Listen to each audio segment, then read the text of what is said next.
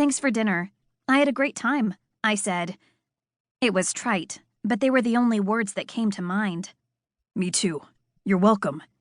He stood with his hands in his pockets and his head tilted, that knowing look in his eyes, the same one that, at the office, had always driven me nuts. But here in the semi-darkness and the privacy of the corridor, it made me blush. There was something in the intensity of his gaze that made my body prickle in response. Did he know how many confusing signals were firing inside me right now?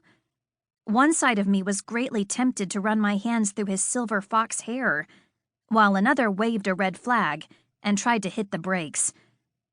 "Oh, thanks for the coat," I said. I'd almost forgotten about it. I took it off and handed it to him. Well, good night. See you at the office." I started to close the door, then stopped because he continued to stand there with the side of his mouth quirked up in a grin. It would be awkward to just shut the door in his face. "What?" I said. Our gazes locked, and my heartbeat sped up as static filled the air between us. "You're not just going to leave me like this," John said. "Like what?" He stepped forward to lean against the doorframe, forearm up above his head, his face inches from mine. "Don't I even get a goodnight kiss?" he said in a low voice. "I hate to brag, but I think I behaved pretty well tonight." I laughed. "Oh, please, you love to brag. And yes, you totally surprised me with your unexpectedly chivalrous behavior. This, however, is more along the lines of what I expected." I gestured at him from head to toe. It was as if a tiger stood at my doorstep, powerful muscles lithe, yet still ready to pounce. I had to admit, it was deliciously arousing to feel his forthright desire. I had a brief flashback of him by the pool on the cruise. I'd seen what the muscles of his torso were like, and now I couldn't help wondering what they would feel like through the fabric of his shirt. "So, no kiss?" he said. "Are you sure? Because I thought there was something between us on the ship. And even tonight, I could swear it's still there. Aren't you just a little bit curious?" I shrugged. "Maybe.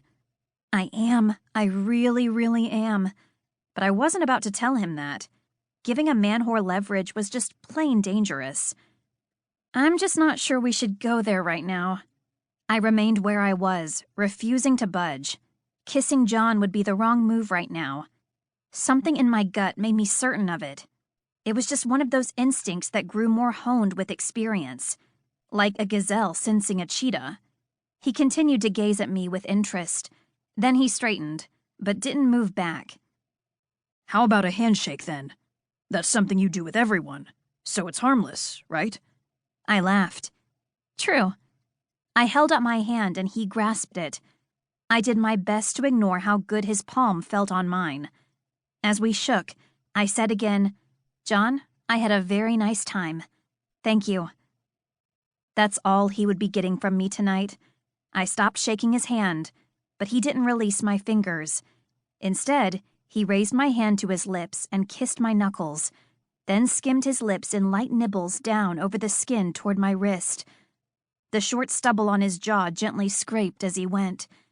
And that, combined with the sensation of his firm, soft lips, made my stomach curl with heat. It was so easy to imagine him trailing kisses like that all the way along my arm to my breasts. Not just there, but even lower to the most private part of me. His gaze flicked to my face, and whatever he saw there made his eyes light up with satisfaction. I didn't want to give anything away, but I was helpless to control whatever I was revealing.